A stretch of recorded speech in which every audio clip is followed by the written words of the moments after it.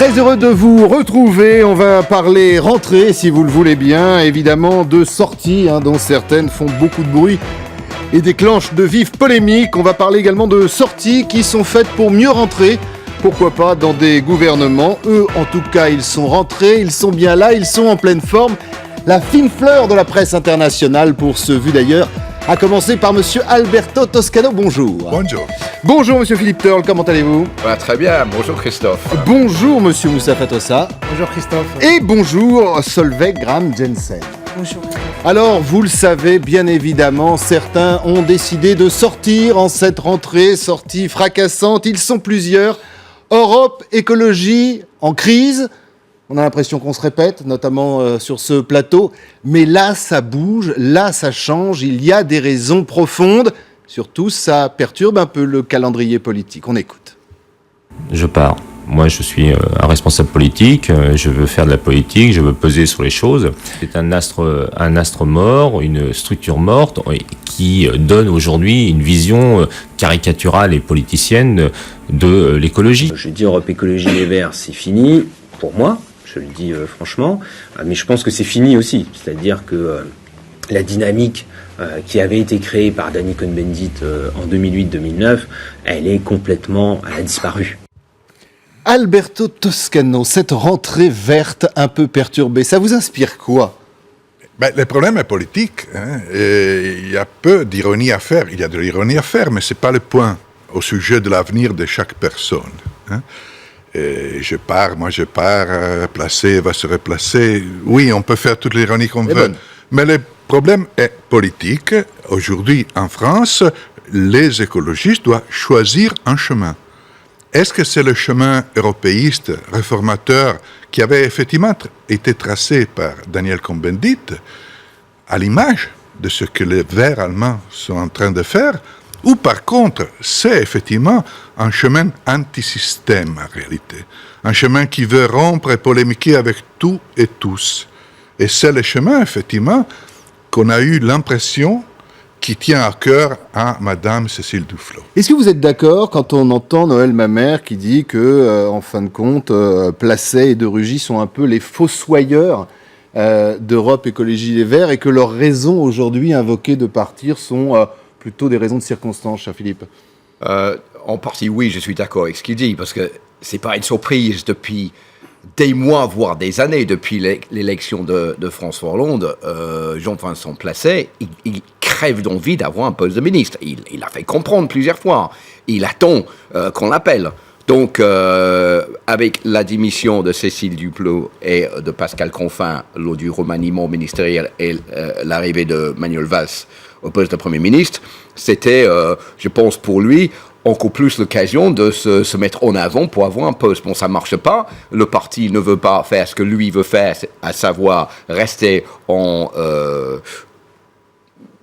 alibi avec le gouvernement. Donc, le moment est venu où c'est intenable et il s'en va. Mais le problème, la chose qui me chagrine le plus dans tout ça, c'est qu'on ne parle pas du tout d'écologie. Quelle est la position des écologistes sur la planète? On ne les entend pas. On entend le gouvernement, on entend François Hollande, on entend le Premier ministre, mais on n'entend pas les écologistes en France. Je n'ai rien entendu sur la conférence du mois de décembre qui est en voie de planification sur le réchauffement climatique. Quelle est la position de Europe Écologie Les Verts? On n'en sait rien. C'est une ensemble de personnages, les uns plus égoïstes que les autres, les uns plus forts que les autres, qui se entretuent, comme ils ont toujours fait d'ailleurs depuis des décennies, pour être le plus fort. Et tout ça, je trouve ça lamentable pour l'écologie en France. Alors ça, c'est intéressant, justement, sans mauvais jeu de mots, vu d'ailleurs, quel regard vous avez sur ce parti qui passe son temps à se déchirer alors qu'il y a de véritables valeurs à défendre et même des urgences? Oui, c'est vrai, Christophe. Ce qu'on peut dire de manière générale, c'est que ces démissions et cette crise que connaissent les Verts en ce moment, c'est la conséquence directe, mais à retardement, de ce bras de fer extrêmement fort politique entre Manuel Valls et Cécile Duflot. Ce qui a donné que ce mouvement des Verts, il y avait une écologie qui veut absolument participer au gouvernement et une écologie qui veut rester dans l'opposition. Et normalement, Jean Placé aurait dû partir depuis longtemps, mais là, il a choisi un temps, la rentrée politique, pour l'annoncer.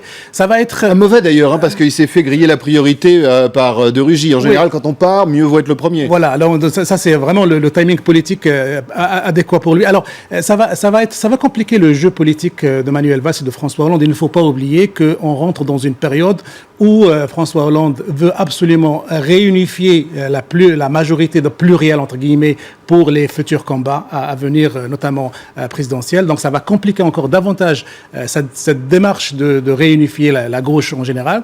Et puis ça va aussi, je rejoins là l'analyse de Philippe, la France est en train d'organiser un événement mondial sur l'écologie et on voit le parti spécialisé dans l'écologie ne penser qu'à des postes ministériels de pouvoir et oublier complètement la problématique sur laquelle cette conférence internationale va être organisée. Donc c'est triste à voir, c'est très politicien de la part des écologistes et ça confirme justement qu'on a lancé Europe Écologie Le Vert comme une boutique pour accéder au pouvoir plutôt que pour défendre les vraies causes de l'écologie. Solveig, chez vous, on est sensible à l'écologie. Quand vous voyez cette désastreuse vitrine de l'écologie française, vous en pensez quoi ? Mais il faut le dire, on ne voit pas la France comme un pays très vert, finalement. Déjà, dans les médias français, enfin danois, je voulais dire, on ne parle pas du tout de la France par rapport au sommet qu'il y aura au mois de décembre. On n'en parle pas du tout. On commence tout, justement, à se préparer. Et le parti écologique, les Verts, on n'en parle jamais. Donc, tout juste, les Danois ne savent pas, en fait, qu'il existe. Et c'est sûr que peut-être qu'ils ont raison, puisque finalement, ils veulent pas se combattre pour l'écologie ou pour les chemins verts. Tout ce qu'ils veulent, c'est soit être dans l'opposition. Et à chaque fois qu'ils sont d'ailleurs, quand Duflot a quitté le gouvernement ou quand les Verts, c'était encore une fois pas pour une question d'écologie, c'était pour une question, c'était le campement sur le camp des Roms. Donc du coup, vraiment, je trouve ce parti-là, ça fait longtemps qu'il ne mérite pas son nom Europe écologique, quoi. Quand certains disent, et notamment De Rugy ou Placé, que Europe Écologie est mort en France, vous êtes d'accord ou est-ce que plus loin que ce parti, c'est l'écologie en elle-même, les représentants de l'écologie qui sont morts? Non, mais comme ça a été très bien dit par Philippe, le problème écologie en France est en mutation. L'écologie elle-même en France doit retrouver un chemin politique, une identité, un débat véritable de haut niveau. C'est ça qui manque. Donc la sensibilité écologiste et écologique n'est certainement pas morte. Bien au contraire, tous les sondages montrent qu'elle est bien vivante en France. Ce qui est en crise est la représentation politique de l'écologie, qui se trouve d'un côté dans les partis traditionnels, qui n'étant pas bêtes, ont compris que là, il y a un réservoir de voix, de popularité, et se sont engagés beaucoup plus qu'avant sur ce terrain.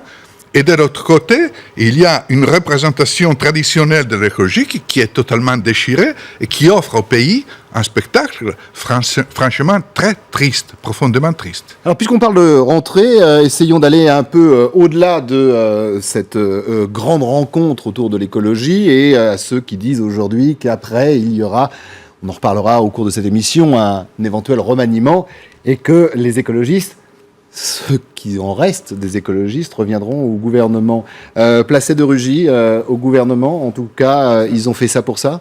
Même s'ils rentrent au gouvernement après leur démission, ça n'a aucun sens.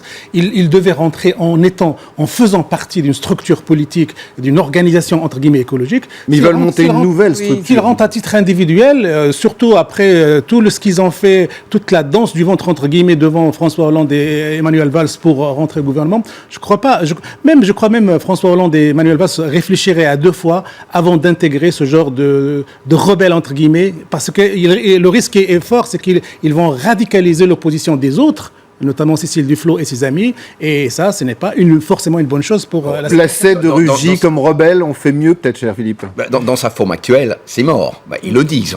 Donc là, il va falloir créer autre chose, parce que ce n'est plus tenable dans la forme actuelle, élevé. Donc, ce que je pense, c'est que Placé et De Rugy vont probablement former ensemble avec Barbara Pompili une nouvelle formation écologie favorable à une alliance avec le Parti socialiste en disant on y va ensemble plus fort sans candidat pour le prochain élection présidentielle parce que si on fait comme Eva Joly a fait la dernière fois avec 2%, ça sert à rien. Et vous aurez de l'autre côté ceux qui veulent une alliance avec l'extrême gauche qui eux veulent un candidat, que ce soit Jean-Luc Mélenchon ou un autre candidat en plus pour représenter les écologistes qui eux feront un mauvais score lors des présidentielles. Mais ce que je crains dans tout ça, c'est qu'avec ce spectacle de déchirement, de indécision entre les différentes factions du Vert, ça va frustrer les électeurs qui seraient, je pense, beaucoup de Français susceptibles de voter pour les Verts. Quand vous voyez les gens maintenant qui trient leurs ordures, qui achètent bio, qui sont beaucoup plus au courant des problèmes de réchauffement climatique, ils ont envie de voter pour une partie des Verts, mais ils n'arrivent pas parce qu'ils ne sont pas séduits par ce qu'ils voient. Donc, ils risquent d'aller voter pour le Front National ou pour une autre formation. Donc, Marine Le Pen, je pense qu'elle porte les mains. Parce que, comment voulez-vous qu'on vote pour une formation qui signe avec l'extrême gauche ou avec une petite formation créée par Jean-Vincent Placé ou d'autres qui veut s'allier avec le gouvernement. Donc tout ça quand même, il y a des risques. On reparlera d'ailleurs dans la deuxième partie de cette émission tout à l'heure des risques potentiels pour le président et pour 2017 justement en radicalisant peut-être une fange des écologistes. Autre rentrée fracassante, mes amis, elle est signée du meilleur d'entre eux. J'ai nommé Monsieur Emmanuel Macron. Décidément, il y a un air un peu particulier au MEDEF à Jouy-en-Josas. Je ne sais pas si vous vous souvenez, on l'avait vu ici dans cette émission, c'était il y a un an. Je vous propose tout simplement de regarder et surtout d'écouter. Je le dis et je l'assume devant vous et au-delà de vous, devant nos compatriotes. La France, mesdames et messieurs les chefs d'entreprise, mesdames et messieurs les entrepreneurs, la France a besoin de vous. Et moi, j'aime l'entreprise. J'aime l'entreprise. Voilà, ça avait fait beaucoup de bruit d'ailleurs à l'époque. Belote, rebelote, même si on le verra, ils sont largement revenus sur leurs déclarations et pourtant on les a entendus. Je vous propose d'ailleurs de les entendre à nouveau. Emmanuel Macron. La gauche, je dois le dire, n'est pas exempte de critiques particulières. Elle a pu croire à un moment, il y a longtemps, que la politique se faisait contre les entreprises, ou au moins sans elles, qu'il suffisait de décréter et de légiférer pour que les choses changent, qu'il n'était pas nécessaire de connaître le monde de l'entreprise pour prétendre le régenter, que la France pourrait aller mieux en travaillant moins. C'était des fausses idées. Décidément, comme je disais, les rentrées du MEDEF, c'est toujours quelque chose. Cher Moustapha ? Oui, c'est vrai que cette phrase « J'aime l'entreprise » de Manuel Valls, c'était une phrase très malheureuse, malgré le succès politique et médiatique qu'elle a eu, parce que ça suppose que lui aime l'entreprise, alors que les autres, au sein de la gauche, notamment des partis socialistes, étaient allergiques à l'entreprise. Certains l'étaient, le sont toujours. Et ça, c'était aussi très maladroit. Moi, je crois que c'était très maladroit politiquement de l'expliquer. Et là, Emmanuel Macron, alors Emmanuel Macron, là, Emmanuel Macron est sur le fil du rasoir. Emmanuel Macron veut remettre en cause un certain héritage, notamment des 35 heures, une certaine réglementation de gauche, mais il n'ose pas le faire de manière frontale. Il le fait discrètement et donc maladroitement. Quand Emmanuel Macron, avec cette histoire de sa participation ou non polémique à l'université du PS, j'y vais pas, si j'y vais, ils vont me critiquer, donc il vaut mieux que j'y aille pas pour jouer les victimes. Donc il y a un jeu politique que joue Emmanuel Macron qui est très dangereux et qui risque... Emmanuel Macron ou le tandem Emmanuel Macron-Manuel Valls? En fait, le dialogue entre les deux, et qui risque de participer justement, Christophe, à cette radicalisation justement des socialistes par rapport à sa politique et à la politique de François Hollande. Alors, on voit ça au retour de l'information sur LCI et vous verrez qu'au PS et au gouvernement, rien n'est simple. On dit des choses et on revient dessus. C'est la rentrée.